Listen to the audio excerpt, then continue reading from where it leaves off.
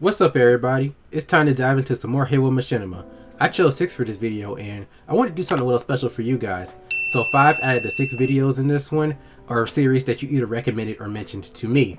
Now if you have more series that you want me to look at, feel free to drop them in the comments. They may end up in a future video. I'm not going to waste too much time on the intro. Let's go ahead and get right into this.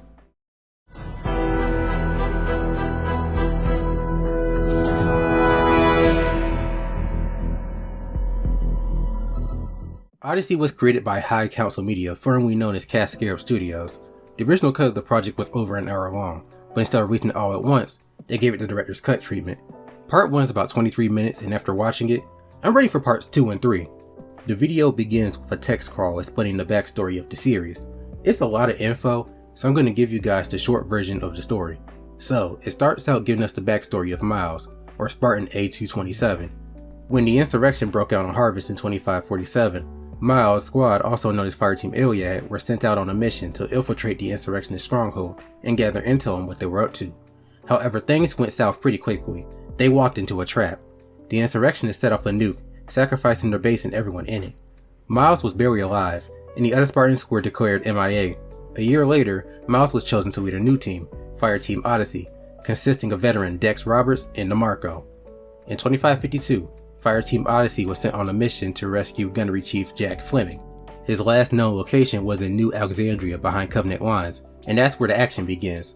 This puts them right into the fall of Reach, and apparently an old acquaintance knows that Reach is lost and wants to pull them out of there, but before that they must deal with the Covenant, who are making a push and are about to overrun them. Meanwhile, Dex is chilling on top of a building, watching the whole thing, and has to be persuaded to jetpack over and join the fight. But the real deal is, the dude just likes to make a dramatic entrance. He comes in Queen's house. I love Dex. He knows he's a badass, he makes sure you know it too. He wears pink armor because real men wear pink, and he has a pink energy sword to match.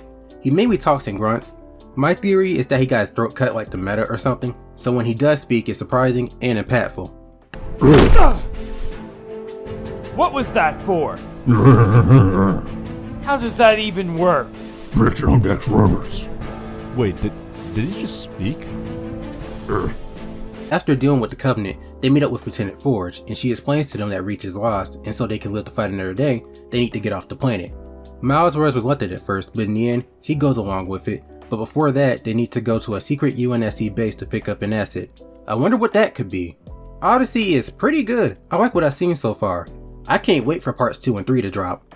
Dex is my favorite character by far, and I like Forge for the fact that she cares about the Spartans' well-being.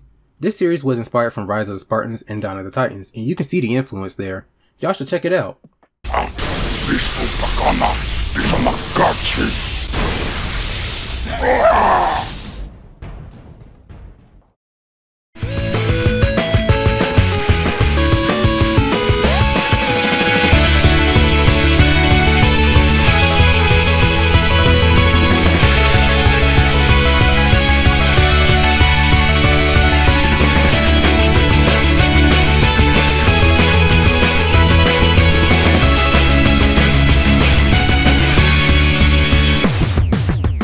I remember checking out Halo Butt Buddies a few years ago, and I instantly liked it. This series was created by the great Isaiah in 2016, and it follows Dante, Harold, and Frank in their adventures in Halo 5 matchmaking. A lot of the humor in this series comes from the banter between the main 3 and sometimes the other players that they meet. I love when John and Jessica are playing with the group. Those two are just awesome. Butt Buddies pokes fun at certain aspects of Halo. It reminds me of matchmaking in that regard. You have episodes that center around things that have been in Halo for a long time, like camping, clans, noobs. But then you have episodes that focus on more modern topics like Twitch streaming and prop hunt.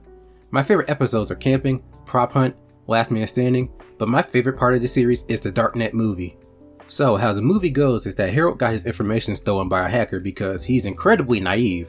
But rather than, oh I don't know, call customer support like a normal person, the gang, joined by Jessica, John, and Noob, travel into the Darknet to find the hacker.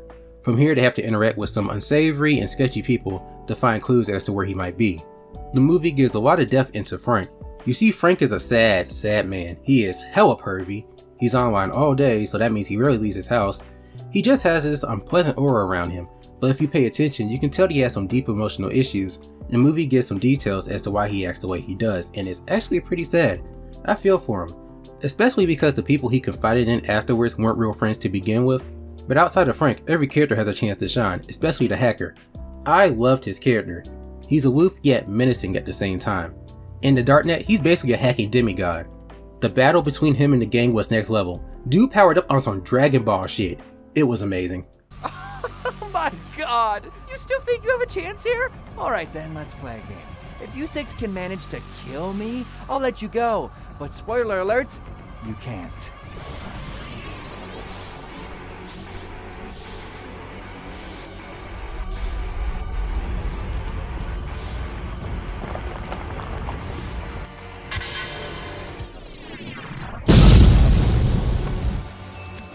Oh, we are so fucked. Butt Buddies is an amazing series and it's worth the watch. You can tell a lot of effort went into this series, and it shows. The voice acting is what stands out the most. It's some of the best I've heard when it comes to Machinima. There are 40 episodes, plus 3 miniseries episodes, plus the movie, so there's a lot here for you to enjoy. Holy shit! Run! What the fuck are you guys on about?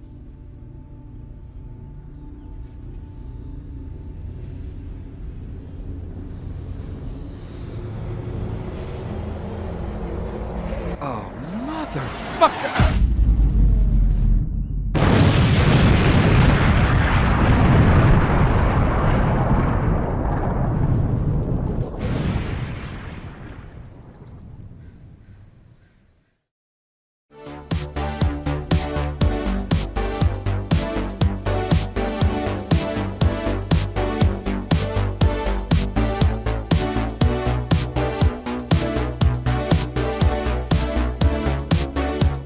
When I decided to watch the arc, I thought it was going to be a Halo War Machinima, but I was so wrong. This series is more of a slice of life, romance type of thing, and I'll go ahead and say it. It's one of my favorite Machinima series ever. It was created in 2017 by Q-Man P2B, I think that's how you say it. The series starts in September 2010. Noah, an avid gamer and social recluse, is dumped by his girlfriend Katie. As a result of the breakup, he pours his time into Reach and becomes the #1 player in the game. A team of the top players on Reach take notice of his skill and try to recruit him, where he meets a girl named Joan who happens to be his childhood friend. The team Noah joins is comprised of 7 of the 8 top players in Halo Reach. Noah joining gives them the top 8 in its entirety. The team is comprised of Xavier, Derek, Owen, Roman, Damon, fuck him, Joan, and Freddy. I say Freddy for last because he is by far the funniest character of the group. For as you can see, this kid has a mouth on him, and his dad, well, just watch. You really shouldn't be using that language if your dad's on your case like that, Freddy. Fuck you, bitch! I'll say whatever I please, you filthy cunt! What the fuck was that? 1 minute! It took goddamn 1 minute! You are grounded, mister! No Xbox for a week! Oh, please! That'll be good! I told you not to use that language, and you deliberately disobeyed me! No! Dad! Get in the bathroom! You are washing your mouth out with soap right now! No! I don't wanna! Get in the bathroom! You're being waterboarded! No! I don't wanna! 1, No! 2, No! 2.5, Oh, Dad! Please! 3! I would hate to face this team. You know a severe ass kicking is coming. I feel bad for this group of players that keep running into them. One of them almost goes insane from rage and frustration. After a while, the show focuses mainly on Noah and Joan rekindling their friendship that grows into something much deeper as time passes, including stuff like running scrimmages. At some point before all this, Katie and Joan end up meeting each other and becoming friends, and listening to these two interact will make you see the type of chick Katie is. I'll just be straightforward with it. I couldn't stand this broad, and trust me, you may despise her by the end of the series. I can relate to Noah a lot. He reminds me a bit of myself as a teenager. I wasn't as antisocial as him, but I sunk a lot of time into video games, and I ran into some bumps in the road when it came to my love life. But like him, the right person shows up in your life, it can change your perspective on things. The arc was an interesting series to watch. I particularly liked it for its relatability, and it's not a particularly long series, only 3 parts. You can watch the whole thing in a little over an hour, but it tells its story well. I would recommend this one.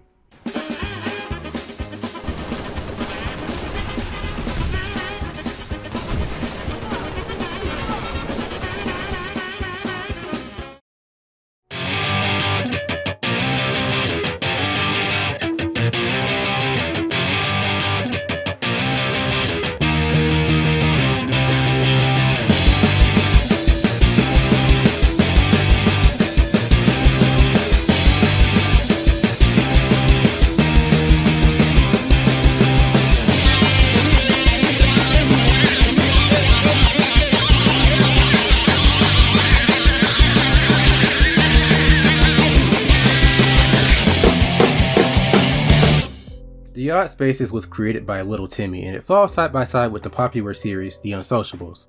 The Odd Spaces takes a more pedestrian and normalized approach to the comedy genre at the time. It follows a group of friends, Matt, Steven, and John, as they go through their day-to-day routine and future misadventures in a not-so-normalized setting. Speaking of The Unsociables, Mike WB makes an appearance in here, as well as the X-Button and other characters from that series. What truly had me laughing is John, when he was smashing this girl from a club that they went to the previous night. Y'all have to hear this shit, it's crazy. If I was Steven, I would have either been on the floor laughing, or I would have left because he is doing the most in there. Oh my god, I'm so awesome. Oh my god, yes! Yes! I am so goddamn awesome! Can you keep it down? What the hell is he doing? Remember that Taylor chick you met at the club? Yeah? Yeah. Oh. John, what the hell is that? That is not it, my dude. The Yacht Spaces is a lot more reserved than its sister show, but it can still get crazy. Things don't really get weird until the end of season 2. However, season 1 did have its moments with that stupid ass bank robbery and Steven getting kidnapped, but other than that, it's a show about a group of dudes just trying to live their lives, get chicks, and pay the rent. And I think that's the show's charm. There were 2 seasons, and I think there is 1 episode missing from season 1, but what you miss in season 1 is explained in season 2. If you like roommate machinimas, I would check this one out. Bitch. Oh, my ass. Wow. I am officially impressed. It's amazing what you can learn from wrestling. Wrestling's fake. Shut up, John! Hi, my name is Philip Bartholomew Johnson, but you can call me Phil.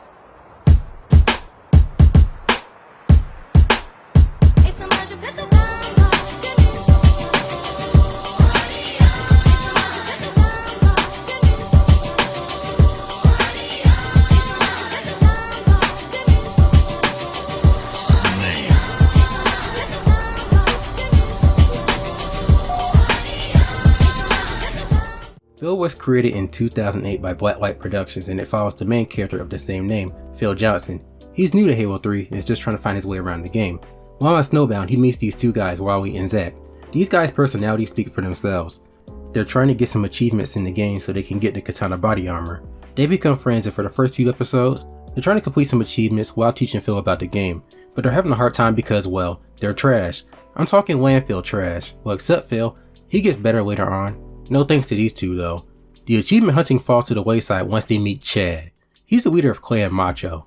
Chad is a humongous douchebag, the type of dude who thinks he's the best thing walking God's green earth because he's good at Halo, and says he gets laid every night.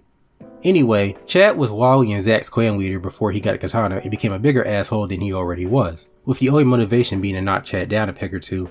Phil challenges Clan Macho to a bet.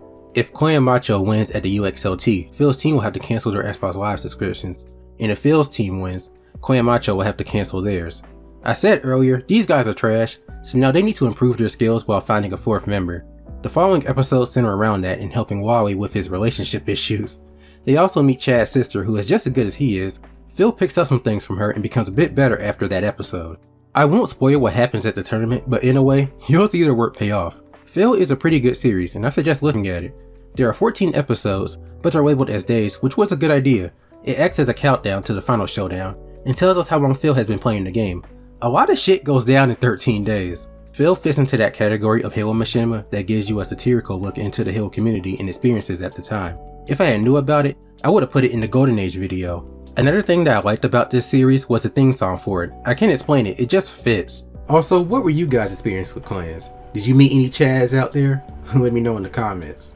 Shame on you. Y'all bitches is hating cause I'm super fly. Magic will never be taken out, bitches! Not cool, man. Not cool. Ah, man, fuck y'all. Nobody can touch Magic Mike. Suck on that, motherfucker!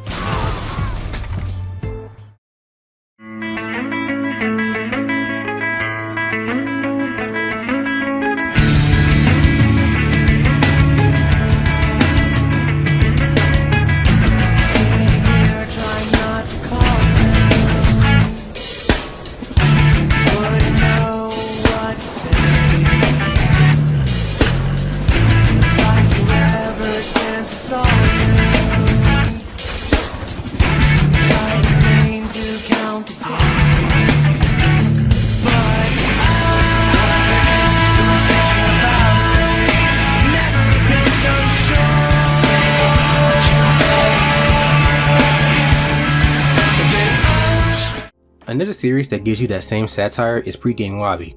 This series was created by TJF Films in 2008, and it's about a group of characters and their experience online and sometimes off of it. Those offline moments set it apart from other series that I've watched.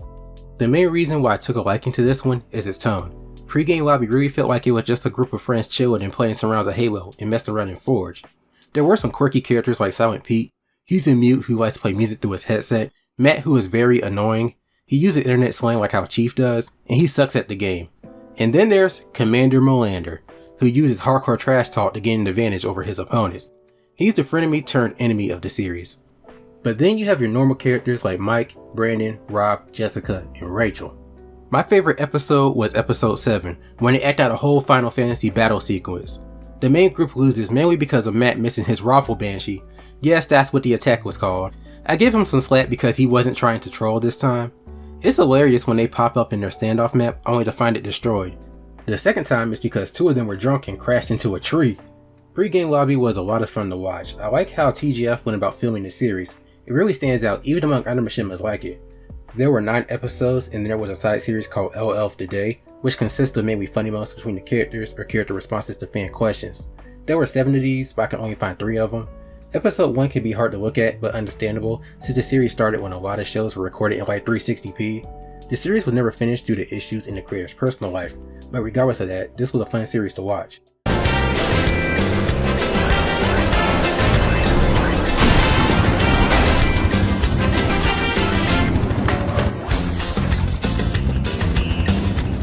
Well, that ends this video, guys. I love making these because it gives me a chance to find some gems that I might have missed, and lets me check out series that you guys have created. Thank you High Council Media for recommending Odyssey to me. It's the first time someone recommended their own series to me, and I was happy to look at it. And thank you everyone else for the recommendations and mentions. Most importantly, thank you all for just watching these. I'll keep these going as long as there's an audience for them. There's plenty of machinima out there to watch. I'm already seeing some infinite machinimas pop up, so the future is looking promising. Again, thank you for watching, guys. Feel free to like, comment, and subscribe, and I'll see you on the next one. Peace. DJ Sonic 3.